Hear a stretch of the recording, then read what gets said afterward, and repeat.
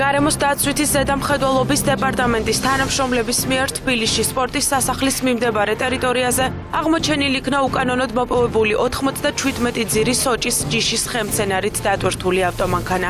სარეალიზაციოდ გამზადებული სოჭი მოჭრილია ამროლაურის რაიონის სოფელ ლუღის ტყეში. ავტომანქანის მძღოლმა, რომელიც ხე-ტყის უკანონო ტრანსპორტირებას ახორციელებდა, წინააღმდეგობა გაუწია უფლებამოსილ პირებს მოვალეობის შესრულების პროცესში. ხემცენარე ჩამოერთვა კანონდამრღვევს. ავტომანქანა დალუქულია და გადაყვანილია გარემოსა და ბუნებრივი რესურსების დაცვის სამინისტროს ტერიტორიაზე.